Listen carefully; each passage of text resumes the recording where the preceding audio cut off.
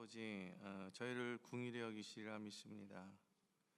오늘 말씀과 같이 말씀을 통해서 주시는 은혜를 우리가 잘 누릴 수 있도록 하나님, 우리의 마음을 주께서 열어주시고 우리의 심령을 주께서 열어주셔서 주의 말씀이 우리의 마음과 심령 안에 심어지게 하여 주옵소서.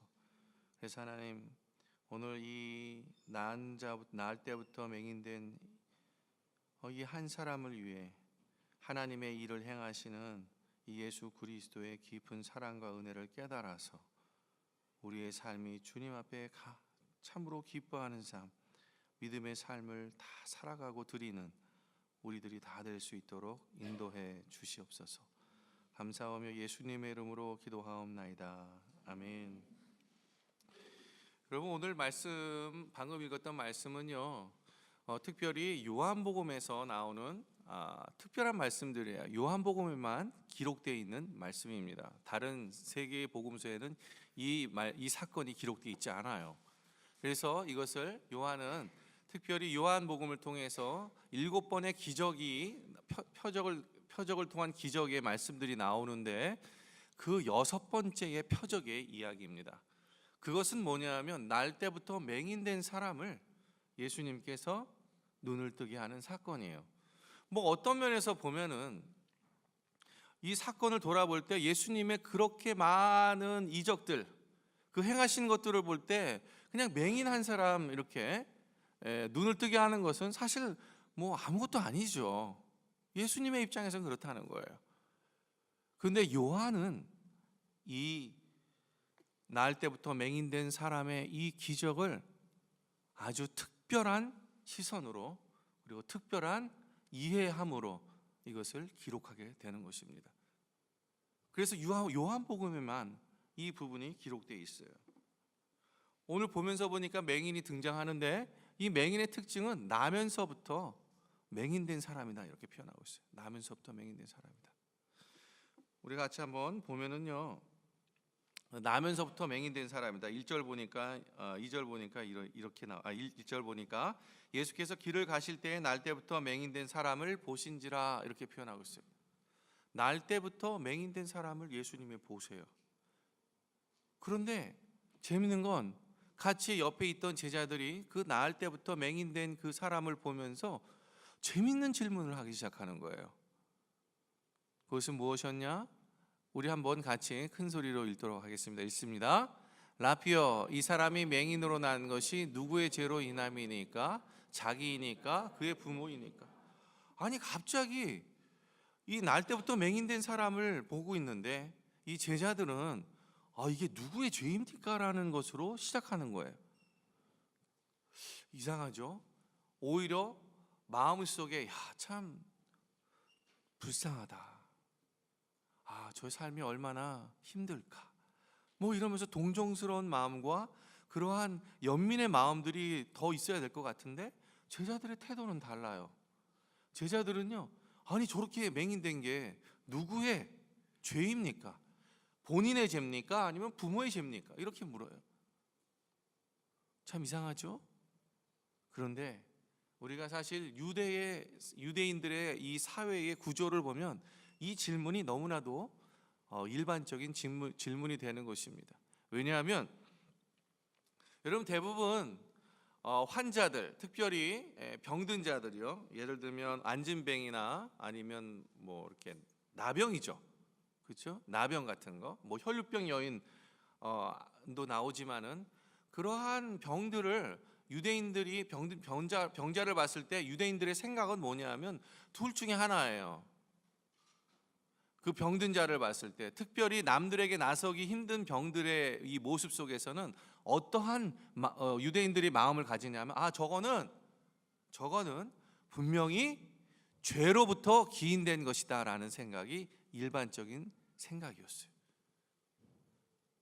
그래서 유대인들은 병든 자를 볼 때요, 궁휼한 마음이 있기보단 제가 무슨 죄를 졌지? 이렇게 생각하는 거예요. 저 사람이 우리 모르게 무슨 죄를 졌을까? 무슨 은밀한 죄를 졌을까? 그래서요, 유대인의 격언에는 이런 말이 있습니다. 네가 병상에서 누워 있느냐? 병상에 누워 있으면 너가 다시 한번 침상에서 다시 앉아서 너 여호와 하나님께 죄 지은 것이 무엇인지를 회개하라. 이것이 그들의 격언 가운데 나오는 이야기예요. 그 정도로 유대인의 사회는 병든 것이 한마디로 말해서 죄의 모양이었다, 죄의 결과였다라고 그렇게 표현하는 것입니다. 그래서 오늘 본문에서는요, 보니까 낳을 때부터 맹인된 이 사람을 보면서 당연히 제자들은 의문이 들었던 거예요. 저게 누구의 죄일까? 보니까 부모의 죄일까? 아니면 본인의 죄일까? 그래서 그 질문을 근본적으로 하기 시작한 겁니다. 그럼 보통 둘 중에 하나예요. 답은 그렇지, 그거는 저 사람이 죄를 짓고 태어난 것이야 라든지, 아니면 우리가 모르는 저 사람의 부모의 죄, 부모의 잘못 때문에 저 아이가 저렇게 태어났어 라고 그렇게 보통은 이야기하는 것입니다. 그 둘 중에 하나의 답이 인간적인 대답이에요. 그런데 오늘 예수님은요, 전혀 다른 의미로 이것을 말씀하십니다. 한번 볼까요? 한번 우리 큰 소리로 읽도록 하겠습니다. 이 사람이나 그 부모의 죄로 인한 것이 아니라 그에게서 하나님의 하시는 일을 나타내고자 하심이라. 때가 아직 낮음에 나를 보내신 이의 일을 우리가 하여야 하리나. 밤이 오리니 그때는 아무도 일할 수 없느니라. 내가 세상에 있는 동안에는 세상의 빛이로다. 여러분, 예수님은요, 이것이 낳을 때부터 맹인된 이것이요, 하나님의 일을 나타내는 것이다 라고 이렇게 표현해요. 전혀 다른 각도에서 예수님이 말씀하십니다. 너희들이 지금 갖고 있는 사회적인 개념이나 너희들이 갖고 있는, 너희가 믿고 있고 진실이라고 생각하는 그것이 아니라 이것은 하나님의 일을 나타내고자 하는 하나님의 뜻이 그 가운데 있다라는 것을 분명하게 말씀하세요. 그리고 예수님이 오늘 읽은 본문대로 이 말씀을 하시고요, 어떻게 하냐면 땅에 침을 뱉어서 진흙을 이겨가지고 그의 눈에 바르시고, 야, 실로암 못에 가서 씻어라고 합니다. 그리고 실로암으로 번역하는 말은 보냄을 받았다는 뜻인데, 그래서 가서 씻었어요. 근데 눈이 진짜로 떠졌어요. 어떤 분은 이런 말을 합니다. 기왕이면 그냥 눈 떠라 이러면 될 텐데 왜 굳이 진흙을 발라서 그렇게 하고 실로암까지 보내셔서 씻게 하실까? 뭐 이렇게 의문을 갖고 질문하는 학자들도 있어요. 저는 잘 몰라요. 그건 예수님의 의도니까 저는 잘 모릅니다. 그러나 한 가지 생각하기는, 항상 하나님께서는 이 나중에 뒤에 본문에도 나오지만은 항상 무엇인가를 우리에게 믿음의 행위들을 요구하십니다. 그 믿음의 행위들을 보고, 그 믿음을 보고 예수님이 그것을 역사하세요. 참 그렇습니다. 보면 내가 나를 믿느냐? 예, 믿습니다. 자신의 의지를 표현하게 하시고, 그렇죠? 오늘 본문에 보니까 실로암가에 가서 씻으라고 하는 그 수고스러움을 이 날 때부터 맹인된 자에게 가게 해요. 아마 속으로 생각할 수도 있었을 거예요. 그래, 진흙만 발라서 이게 안 될 것 같으니까 나로 하여금 보내가지고 그 사이에 눈이 안 뜰 거 뻔하니까 나로 도망가게 하시려는 건가? 막 이런 생각도 가질 수 있죠. 왜냐하면 나중에 본문에 보면 이런 말씀을 하세요. 이 맹인된 자가 눈을 뜨고 나서 이렇게 얘기합니다. 창세 이래로 날 때부터 눈먼 자가 눈을 뜬 역사가 이 세상에 한 번도 없었다라고 고백합니다. 그러니까 그렇게 생각할 만하잖아요.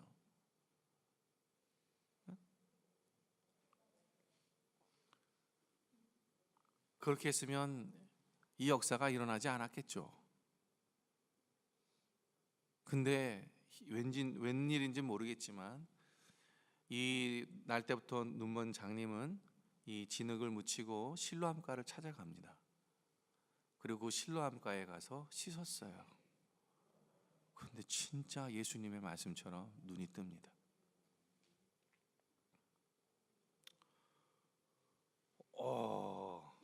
눈이 떠요. 분명히 하나님의 기적과 같은 그런 사건들이 일어납니다. 예수님을 통해서.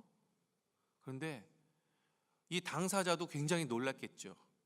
그런데 주변의 사람들의 반응이 또한 재밌습니다. 주변 사람들의 반응을 한번 보니까 이렇게 반응을 하고 있습니다. 자, 우리 한 목소리로 읽도록 하겠습니다. 읽습니다. 이웃 사람들과 전에 그가 거린인 것을 보았던 사람들이 이르되 이는 앉아서 구걸하던 자가 아니냐. 어떤 사람은 그 사람이라 하며 어떤 사람은 아니라 그와 비슷하다 하거늘 자기 말은 내가 그라 하니. 와, 주변이 너무나 시끄러웠던 거예요. 왜? 한 번도 날 때부터 태어난 이 맹인이 눈을 뜬 역사가 한 번도 없었기 때문에 그렇습니다. 그러니까 너무나 기이한 일이 일어난 거니까 주변에서 일어나는 거예요. 와, 그 사람이 아니야. 그와 비슷한 사람이야. 어떤 사람은 바로 맞아. 바로 그 구걸하던 사람이야. 그러면서 막 서로 옥신각신 하고 있는 중에 이 나면서부터 맹인된 눈뜬 사람이 그 옥신각신하는 중에서 본인이 나서면서 하는 말이 내가 바로 그 사람이야. 이렇게 말하는 것입니다. 주변 사람들이 믿을 수가 없었어요. 믿을 수가 없어서 이렇게 질문합니다. 그들이 묻되 그러면 내 눈이 어떻게 떠졌느냐? 대답하되 예수라 하는 그 사람이 진흙을 이겨 내 눈에 바르고 나더러 실로암에 가서 씻으라 하기에 가서 씻었더니 보게 되었노라. 정말 믿지 못합니다. 그러면서 또 질문합니다. 그들이 이르되 그가 어디 있느냐? 이르되 알지 못하노라 하니라. 당사자도 있지만 그 일을 행한 그 사람을 찾고자 하는 것이에요. 그 사람의 말을 듣고 싶었던 거예요. 왜? 너가 정말로 그렇게 했니? 안 했니를 묻고 싶었던 거예요. 그렇지 않겠어요? 그래야 이게 진짜 한 일인지 아닌지 알잖아요. 그런데 이 눈뜬 장님은 하는 말이 아니야. 정말 그렇게 해서 나는 그 말씀을 듣고 순종한 것뿐인데 그가 누군지는 어디 있는지 나는 알지 못해 라는 아주 이상한 수수께끼와 같은 말을 해요. 그러니 얼마나 더 궁금하고 소용돌이 쳤겠습니까? 그렇죠? 너무나 이런 일들이 궁금했겠죠. 그래서 그들은요 그 자리에서 더 이상 있을 수가 없었어요. 그래서 어떻게 하냐면 드디어는 자신의 종교적인 재판을 하는 그러한 바리새인들에게 찾아갑니다. 그러면서 물어보기 시작합니다. 물어보기 시작해요. 그런데 그 종교적인 지도자들은 예수님이 안식일에 이 일이 일어난 걸 알고 그들을 믿지 않습니다. 이것이 우리가 읽었던 본문의 내용입니다. 저는요 오늘 이 본문을 통해서 우리가 좀 살펴보고자 하는 것은 왜 이런 이적을 예수님이 일으키셨을까? 또 하나는 왜 요한은 이러한 표적을 왜 6번째의 표적으로서 요한복음에 기록했을까 하는 것입니다. 또 하나는 예수님은 과연 진짜 어떤 분일까? 라는 것을 나눠보고자 하는 것입니다. 그래서 첫 번째로 한번 물어볼게요. 자, 예수님에게서 발견되는 것은 1. 같이 있습니다. 우리를 채워 공급해 주시는 분이다. 여러분 태어나면서부터 이 맹인된 사람은 예수님을 만나서 눈을 뜨기 전까지 어떠한 삶을 살았을까요? 어떠한 사람을 살았을까요? 여러분 헬렌 켈러라는 사람이 있습니다. 여러분 헬렌 켈러 잘 아시죠? 네, 유명한 소설가이자 정말로 예수님을 만나서 시각과 청각을 잃어버렸던 그럼에도 불구하고 믿음의 삶을 살았던 온 세상에 영향을 줬던 그런 사람이죠. 그가 두 살이 채 되기도 전에 심한 병으로 인해서 시각과 청각을 다 잃어버립니다. 그러나 그가 예수님을 만나고 나서 자신의 삶에 대해서 그의 자서전을 통해서 이런 말을 합니다.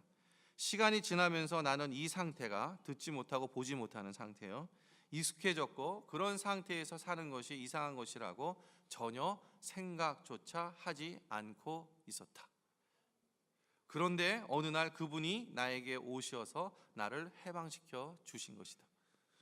헬렌 켈러는요, 2살 이후에 자신의 삶에 대해서, 시각과 청각을 잃어버린 그 삶에 대해서 살아가는 그 모습이 사람들에게 있어서는 너무나도 불쌍하고 너무나도 안 됐고, 정말 사람 보기에는 가치 없는 인생을 사는 그러한 모습으로 보여졌던 그 삶이 자신의 삶에 대해서 헬렌 켈러가 생각했을 땐 전혀 이상한 것이 아니었어요. 그냥 늘 일상 속에서 살아가는 자신의 삶이었다는 것이죠. 근데 예수님이 오셔서 해방시켜 주셨다라는 그런 고백을 자서전을 통해서 합니다. 어쩌면요, 저는 이 태어나면서부터 맹인인 이 사람의 삶이 어떤 삶을 살았을까라는 생각합니다. 저는 헬렌 켈러보다 훨씬 더 비참한 삶을 살았던 사람이라고 저는 믿습니다. 태어나면서부터 보지를 못해요. 세상이 다 캄캄한 곳입니다. 세상이 그냥 어두움 속에 있는 거예요. 모든 것이 캄캄하고 볼 수 없는 그런 상황 속에 있는 거예요. 이러한 삶이 우리가 그냥 생각하기에는 그래, 너무 비참하지, 처참하지. 자라면서 할 수 있는 일 없어서 그가 살아남기 위해서 했던 직업의 선택은 앉아서 구걸하는 것이었습니다. 그렇죠?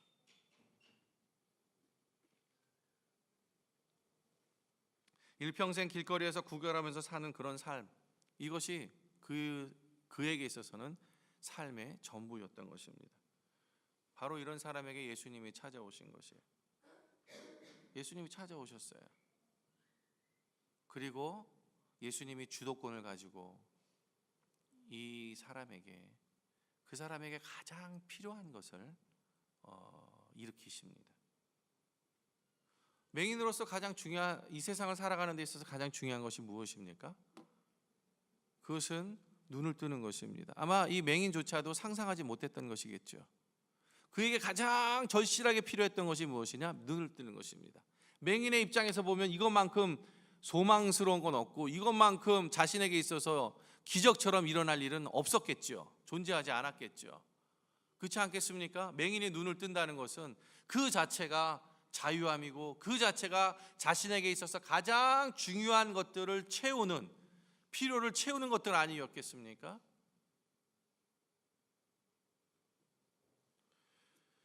여러분, 가령 예를 들어서 병에 걸린 사람이 있어요. 병에 걸린 사람이 암에 걸렸어요. 대장암 말기. 여러분, 대장암 말기는 손을 쓸 수가 없어요. 그렇지 않습니까? 살 수 있는 날까지 살다가, 이미 세포가 다 퍼져서 살 수 있는 날까지 살다가 그냥 죽는 거예요.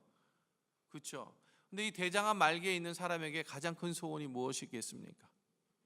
그거는요, 그 대장암 말기에서 기적과 같이 낫는 거예요. 그렇지 않겠습니까? 그것이 그 사람의 소원이고 가장 필요한 것들 아니겠어요? 여러분, 시한부 인생에게 돈이 많으면 무엇하겠습니까? 시한부 인생에게, 그 사람에게 명예가 있으면 무엇하겠습니까?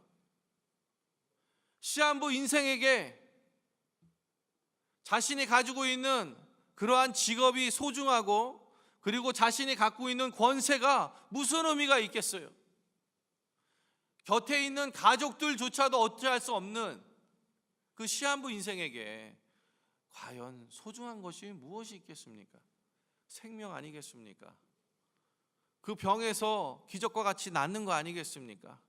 그것이 그 시한부 인생을 가진 사람에게 가장 필요한 것 아니겠습니까? 생명을 공급하시는 예수님께서 오늘 이와 같이 찾아오셨어요. 그리고 눈에 진흙을 발라서, 그리고 씻고 눈을 뜨게 하십니다.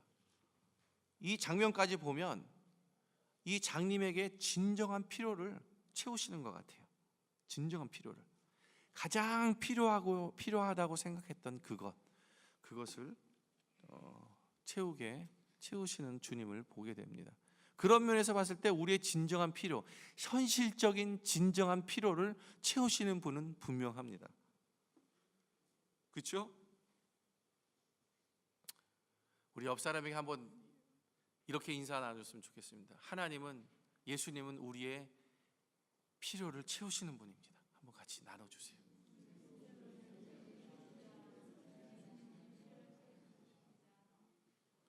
여러분, 저는 이렇게 해서 이 스토리가 끝날 것 같은 생각이 들었어요. 왜? 어떤 면에서 보면 눈을 떴으니까 끝난 거죠. 안 그렇습니까? 다 된 것 같아요. 그런데 웬일이에요? 끝나지 않습니다. 희한해요. 끝나지 않아요. 문제가 다 해결됐는데 끝나지 않으면서 그 다음에 여정이 이렇게 전개됩니다. 자, 두 번째 한번 또 함께 읽도록 하겠습니다. 우리를 끝까지 책임져 주시는 분이다. 우리를 끝까지 책임져 주시는 분이다. 자, 13절에 보니까 그들이 전에 맹인이었던 사람을 데리고 바리새인들에게 갔더라 이렇게 해서. 왜 바리새인에게 갔습니까? 그 당시에는요, 모든 송사의 문제, 그리고 어떠한 것을 결정하고 판결을 하고 하는 이런 모든 문제에 있어서 바리새인들이 항상 개입했어요. 그들의 선생으로서 1차적으로. 그렇기 때문에 이것을 가지고 바리새인에게 갑니다. 왜? 그들에게는 전혀 이 문제가 풀려지지 않으니까. 누가 했는지, 진짜 눈을 뜬 건지, 아니면 그 사람이 맞는지 아닌지. 또 한면으로는 이 일이 안식일에 일어났기 때문에 종교성을 가지고 또 바리새인에게 찾아가요. 그런데 바리새인들조차도 이와 같은 반응을 합니다. 한번 같이 읽도록 하겠습니다. 같이 읽습니다. 바리새인 중에 어떤 사람은 말하되 이 사람이 안식일을 지키지 아니하니 하나님께로부터 온 자가 아니라 하며, 어떤 사람은 말하되 죄인으로서 어떻게 이러한 표적을 행하겠느냐 하여 그들 중에 분쟁이 있었더니. 그들도 역시 분쟁합니다. 맞다 안 맞다? 맞다 안 맞다? 어떤 사람은 이 사람은 진짜 하나님께로부터 온 사람이다. 아니야, 어떻게 안식일에 이런 일을 행할 수 있어? 하나님이 안식일에 거룩하게 지키라고 했는데 이건 도저히 말도 안 되는 이야기야 하면서 그렇게 말합니다. 분쟁이 일어나요. 그래서 그들은 맹인에게 다시 묻습니다. 그렇죠? 그러면 맹인은 도대체 이것을 행한 사람을 어떻게 생각할까? 이렇게 묻습니다. 그것이 궁금하겠죠? 그래서 물어요. 그래서 너는 그를 어떠한 사람이라고 하느냐? 이렇게 했더니 이 사람이 대답하기를 선지자이니이다. 선지자다. 이렇게 얘기합니다. 선지자다. 그러면서 계속해서 옥신각신합니다. 그러면서 이 사람이 누군지를 몰라요. 계속해서. 그러다가 그 가족을 부릅니다. 가족을 불러서 묻습니다. 이게 정말 너의 아들이냐? 어? 그랬더니 부모가 맞습니다. 이렇게 얘기해요. 그런데도 그들이 믿지 않고 나중에 다시 이 사람을 불러서 또 부릅니다. 부르면서 이렇게 말합니다. 이에 그들이 맹인이었던 사람을 두 번째 불러 이르되 너는 하나님께 영광을 돌리라. 우리는 이 사람이 죄인인 줄 아노라 대답하되 그가 죄인인지 내가 알지 못하나 한 가지 아는 것은 내가 맹인으로 있다가 지금 보는 그것이니이다. 한 가지 아는 것은 내가 맹인이었고 그리고 지금 눈을 떴다는 거예요. 왜 이 일에 자꾸 이 말씀을 주장하냐 하면, 이 맹인이, 여러분, 유대인에게 있어서 이 사람이 하나님으로부터 온 사람인지 아닌지 그것을 무엇으로 판단을 하냐면 그가 행하는 표적으로, 그가 행하는 기적으로 유대인들은 그것을 판가름했어요. 그래서 예수님이 올 때 너가 하늘로부터 온 자냐? 그러면 네가 행하고 있는 표적이 무엇이냐? 이렇게 이 바리새인들은 예수님께 도전을 합니다. 그때 도전할 때 예수님이 그렇게 말씀하세요.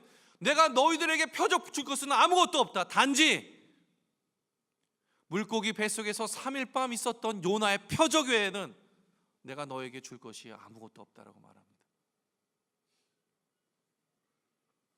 그러면서 계속해서 예수님은 표적을 일으키세요.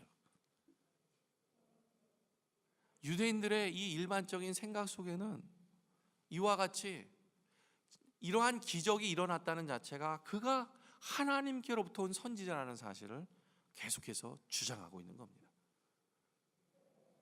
근데 유대인들은요, 그걸 믿지 않아요. 아무리 얘기해도 믿지 않아요. 그들의 방식대로, 그들의 방법대로, 그들이 이해하는 법대로 그렇게 이 맹인이 주장하지만 그렇게 하지 않습니다. 절대. 정말 더럽게 안 믿어요. 네? 어떻게 이런지 모르겠어요.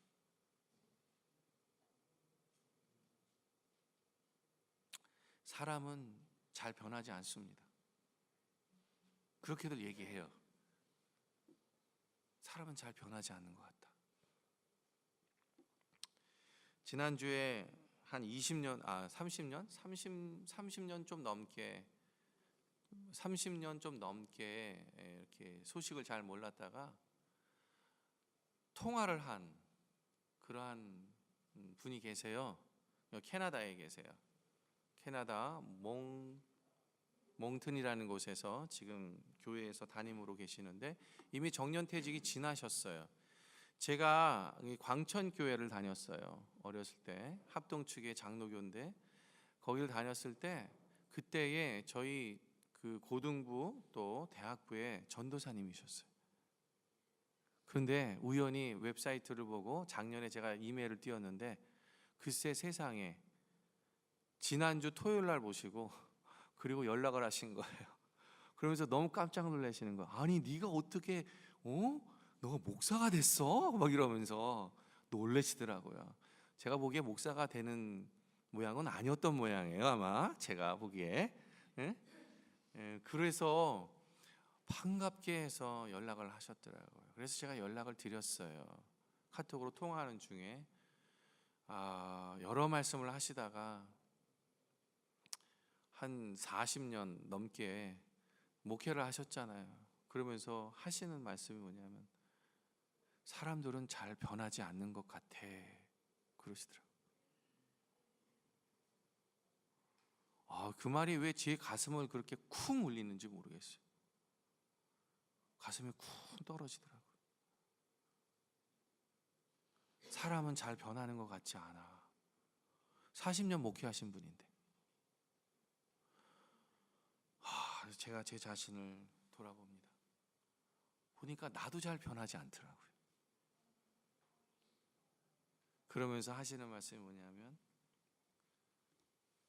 하나님의 목회는 해보니까 자기만 잘 서 있으면 나머지는 하나님이 하시더라. 이렇게 얘기하시더라. 나머지는 하나님이 하시더라. 자기만 잘 서 있으면 하나님이 나머지 거 다 하시더라. 이렇게 말씀해요. 막 마음이 너무 동의가 됐어요. 결국 자신의 문제더라고요. 자신의 문제. 내가 변하지 않으면 결국은 그 열매를 내가 따는 거더라고요. 요새 우리가 예레미야서를 보지 않습니까?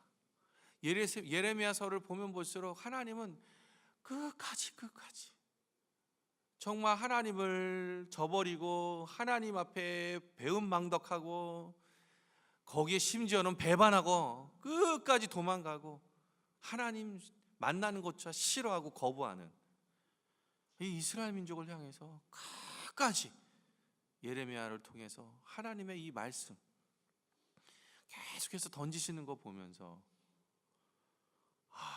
하나님 끝까지 놓지 않는구나 라는 걸 알아요.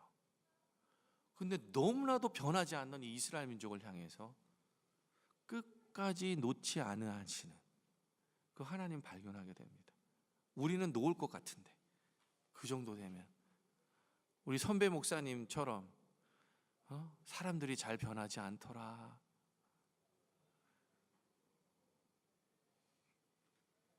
그러면서 너무 유명한 말을 남기셨어요. 그 모든 것이 너 자신이 잘 서야 되는데 우리가 늘 우리 자신을 돌아볼 때 부족하고 또 연약한 부분들이 또 믿음이 없는 부분이 너무 많잖아요. 그러니까 뭐라고 말씀하시냐면 무조건 감사하라. 무조건 기뻐하라. 지금 본인이 너무나 그러니까 이 선배 목사님의 삶을 그동안 들었어요. 근데 너무나 기구만장해요. 진짜 말할 수 없는 고난과 고통을 너무너무 당하셨어요.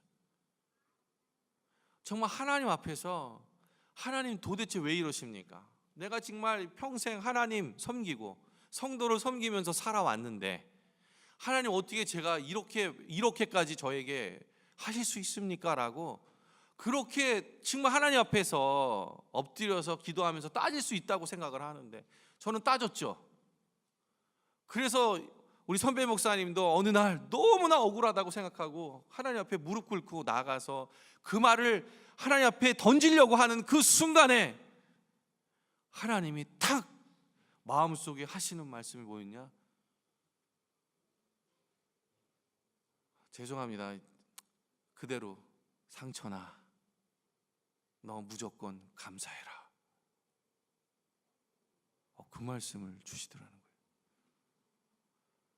너 무조건 감사해라.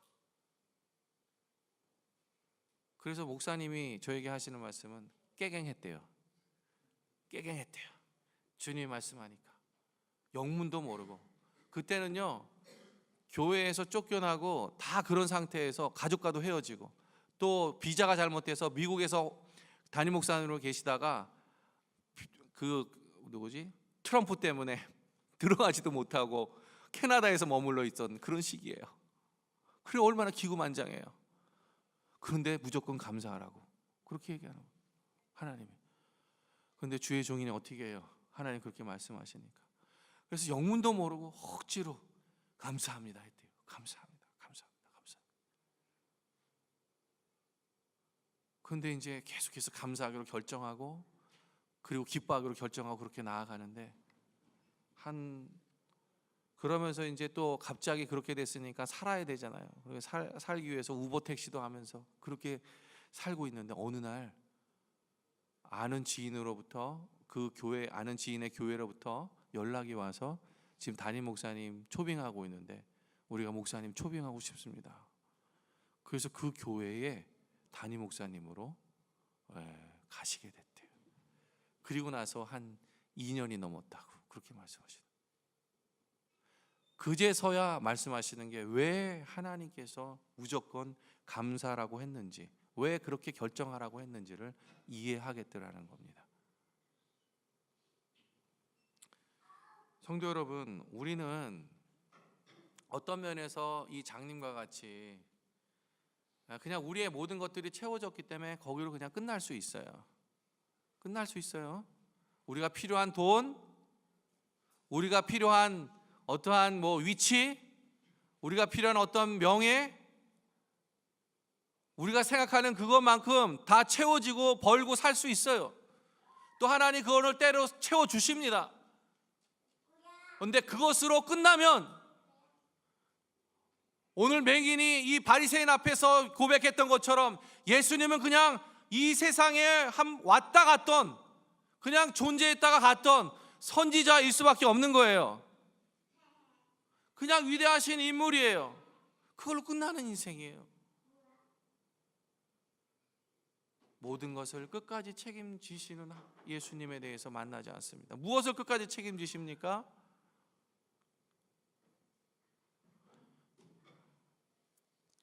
예수님이요 죄인의 말을 계속 얘기합니다. 그러면서 뭐라고 얘기하냐면 예수님이 이 말씀을 들어요. 그들이 그 사람을 쫓아낸다 하는 말을 들으셨더라. 계속 이 맹인이 예수님이 선지자라고 계속해서 주장하니까 그들의 말이 통하지 않음을 보고 그들을 성전에서 쫓아냅니다. 그리고 나서 그 쫓아난 얘기를 예수님이 들었어요.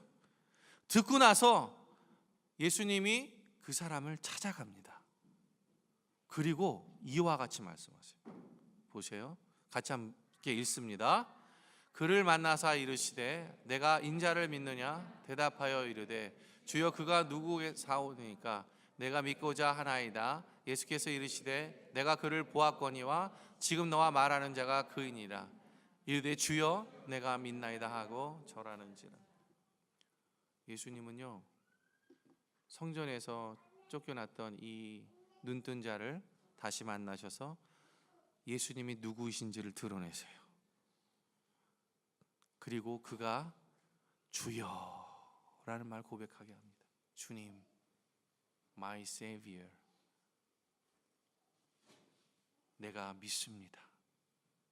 뭐라고요? 하나님의 아들. 인자라는 것은 하나님의 아들입니다. 유대인의 입장에서는요, 하나님의 아들을 인자라는 개념으로 그렇게 이해합니다.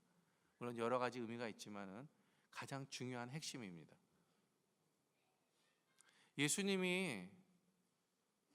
만약에 이 눈뜬 맹인이 예수님을 선지자로서 이해만 했다면 이 구원에 관한 문제는 해결할 수가 없었어요. 구원에 관한 문제는 해결할 수가 없었어요. 근데 예수님은 이 눈을 뜨게 했을 뿐만 아니라 그 눈뜬 것보다 더 귀하고 중요한 이 맹인된 사람의 구원을 이루시는 그 자리까지 나아가셨다는 사실입니다. 이게 예수님이 끝까지 책임지시는 모습이에요. 여러분, 배부른 돼지가 되지 마세요.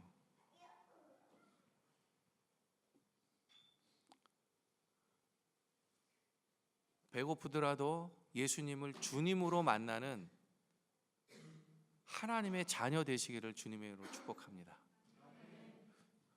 여러분, 그냥 눈뜬 것으로 끝나버렸다면 이 사람의 삶이 얼마나 또 무가치한 삶을 살았겠어요. 얼마나 안타까운 삶을 거기서 마치고 끝나겠습니까? 이 구원이라는 이 부분을 이루지 못한다면 무슨 의미가 있겠어요? 눈뜬 것이 무슨 의미가 있겠어요? 우리 믿는 자 안에선, 예수 그리스도 안에서는 이것이 아무런 의미가 없다는 것을 우리는 너무나 잘 알고 있어요. 그래서 예수님은 거기서 멈출 수가 없었던 것입니다. 그래서 더 나아가셔서 구원을 주시는 그 부분까지, 예수님을 나의 주님으로 만나는 그 자리까지 예수님은 나아가게 하신 거예요. 그런데 우리는 참 우리 자신을 좀 돌아볼 필요가 있습니다. 에베소서 2장 8절 9절에 보니까 너희는 그 은혜로 인하여 믿음으로 말미암아 구원을 얻었다라고 이야기합니다. 이것은 너희에게서 난 것이 아니고 하나님의 선물이다. 행위에서 난 것이 아니니 이는 누구든지 자랑하지 못하게 합니다. 여러분, 예수님께서요, 눈을 먼저 띄게 하셨어요. 그리고 이 눈뜬 맹인에게 여러 가지 과정들을 지나가게 하십니다. 그렇죠? 이 맹인은요, 굉장히 그 과정이 쉬운 과정이 아니었어요. 어려운 과정이었습니다. 근데 이 과정이 무슨 과정입니까? 믿음의 과정이었다는 사실이에요. 이 믿음의 과정을 통과하게 하시는 거예요. 근데 이 믿음의 과정들을 통해서 그가 예수님이 선지자인 줄만 알았던 그 과정 속에서 결국은 예수님을 만나는 그 자리, 예수님이 나의 구세주이신 것, 그 자리까지 가도록 이 삶의 여정들을 끝까지 인도하신다는 사실을 여러분 믿으시기 바랍니다. 그래서 그 은혜를 인하여서 예수님께서 열어놓은 이 믿음의 연단의 과정의 자리들을 이 눈뜬 맹인이 지나가게 하시는 거예요.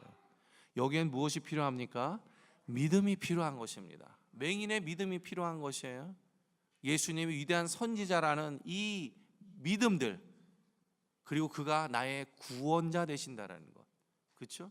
주여 내가 믿나이다라는 그 자리까지 나아가는 그 과정이 필요했던 거예요. 그래서 오늘 에베소서 2장 8절 9절에 보니까 하나님이 주신 그 은혜로 인하여서 믿음으로 말미암아 하나님 그 믿음 사용하셔서 우리에게 구원을 받았다, 이렇게 표현하고 있어요. 여러분 우리의 믿음이 어디에 있습니까? 우리는 혹시나 눈 떴다고 해서 우리의 삶의 모든 부분들, 필요한 부분들이 채워졌다고 해서 그것으로 만족하며 우리의 믿음의 여정들을 포기하고 그것으로 끝나는 그런 삶의 만족에 있는 그런 혹시 눈뜬 장님들 아닙니까?